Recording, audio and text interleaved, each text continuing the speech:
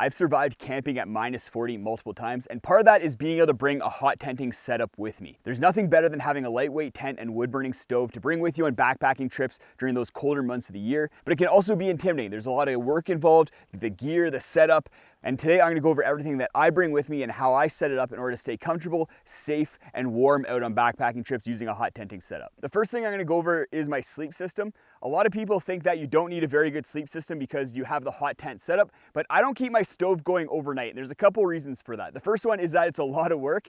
The stove goes through wood pretty quickly, so you have to be adding wood into it about every hour or 2 hours in order to keep the fire going. You could have carbon monoxide build up inside the tent, and if you're not awake, then you could just die in your sleep, and that's a very scary thought. So for those two reasons, I need a very good sleep system in order to keep me warm, especially once you're in those colder months of the year. And starting at the top, we have a quilt. I like quilts because I can toss and turn them. I just find them a lot more comfortable. And contrary to popular belief, they are very warm. I've taken quilts down to -30°C and been super comfortable. This one's rated for -6 or 20 degrees Fahrenheit, and that's gonna be more than warm enough during these fall temperatures.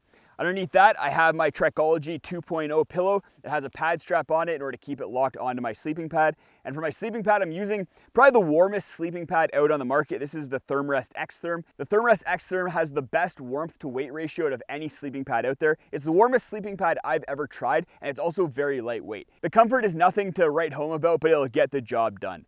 Underneath that, I have this reflective foam mat, and this isn't really to keep me warm that much. If I'm on top of snow, it will keep me a little bit warmer than if I'm on bare ground due to the way the convective heat loss works. But mostly I use this to protect my sleeping pad from the ground. There's no floor on most hot tents, including the one I have, so it's nice to have that extra protection. As well, I can put things on top of the mat that I want to stay clean and not get all dirty. In order to inflate my sleeping pad, I use this little device. This is the Flextail Tiny Pump X2. So what's nice about this one over the older one is that it has a USB-C charging port, which is nice. I'm getting rid of all my micro USB. As well, it goes a little bit faster than the other one, and it still has a lot of the really cool features like having a light on it, so I can hang this inside of my hot tent. The nice thing about a hot tent is that when it starts getting cold at night, you don't need to just jump into your sleep system. You can stay up, maybe play some games, have some drinks, and hang out with some friends. Or if you're by yourself, like I am most of the time, then you can just hang out by yourself, maybe read a book, play some games by yourself, or just contemplate life. You've seen these purple guys before. These are my camp slippers. It's really nice to be able to take your shoes off at the end of the day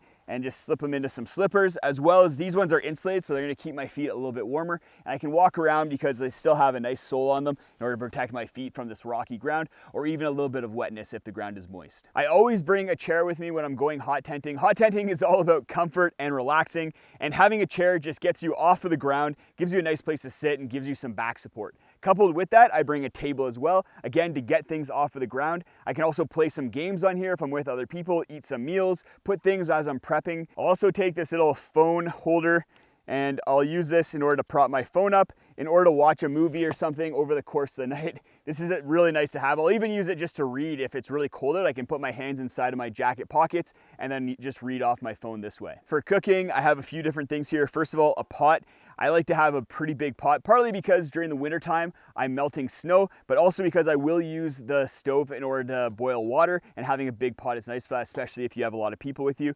I like having a pot that either has a bale handle or insulated handles on it because it can get pretty hot above that stove and you don't want to burn yourself with the handles. But I have something else a little bit later that we're going to talk about to help with that and avoid burns. I also have this titanium double-walled mug. It keeps drinks nice and warm, and when it's colder out, when you're hot tenting, it's nice to have a warm drink. And then in order to eat my meals, as usual, I have my pink titanium spoon. During the colder months, it gets dark a lot earlier. You can already see it starting to get dark right now. And because of that, you need some good light sources. So I already talked about the Flextail pump that also doubles as a lamp that I keep inside the tent.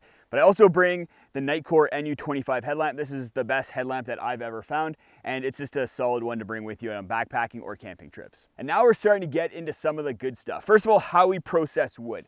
I like to use a folding saw in order to cut down dead trees and then process that in order to put inside the stove for fuel. The saw is also good if you're at a campground that provides wood because only certain length logs can fit inside the stove, and if a log is too long, you might need to cut it in order to get it to fit. I also bring a hatchet with me in order to split logs in order to get the wood to burn a little bit better. For a tent, I use the 3F UL Tribe tent. This tent is specifically designed for hot tenting, so it has features like a stove jack up the middle there, and that stove jack is reinforced with flame retardant materials so you're not burning your tent down. It's not the lightest tent out there, but it's gigantic. You can easily have a sleep system for 2 people set up on one side of the tent and then have 2 chairs and a table on the other side of the tent for sitting and lounging. This tent also has a really sturdy construction. I've had it out in some crazy winds and it held up no problem. For a stove, I'm also using a 3F UL stove. This is their U-shaped stove. 3F UL just makes really affordable gear that's well designed, so that's why I go with them. I don't want to spend an arm and a leg in order to get a hot tent set up.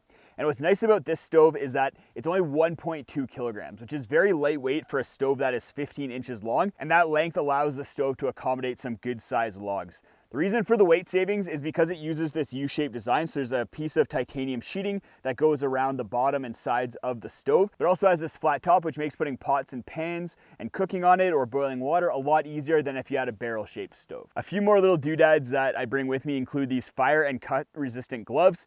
The cut resistance is because a lot of the sides and materials of the titanium stove are quite sharp and you don't want to be cutting yourself. And then the fire resistance is obvious. You're handling a very hot object a lot of the time. The sides and everything of that stove get very, very warm. So it's nice to have a pair of gloves if you need to move the stove or just adding logs into the fire. You don't singe all the hair off of your hands. I was out on a trip with Steph and burnt myself and cut myself multiple times, and that's why she made me pick these up, just to keep my hands in a little bit better shape. In order to get fires going, I use fire starter from Bigfoot Bushcraft. This is an awesome fire starter. Just one little spark from your lighter or a flint is gonna get this going really well, and then it's gonna burn for a long time as your kindling and wood starts to pick up the flame. I like to use wood shavings in order to help get the fire going in addition to that fire starter, and I find Opinel knives are just an all-around solid knife at a very light weight and an affordable price, and then I use a mini Bic lighter just to get that fire starter going. I mentioned the carbon monoxide danger when hot tenting, especially when it's all closed up, and for that reason I bring a carbon monoxide detector with me.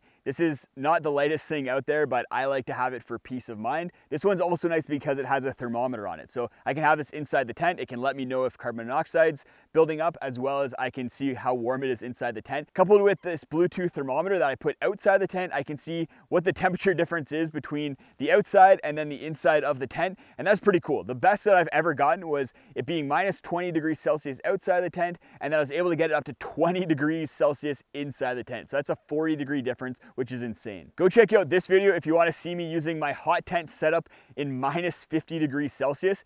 I don't actually sleep with the stove on, so I am just using my sleep system in order to stay warm. It was a pretty crazy experience and a lot of risk, and a lot could have gone wrong. Luckily, I obviously survived, but I learned a lot and definitely moved the needle on my backpacking and camping experience.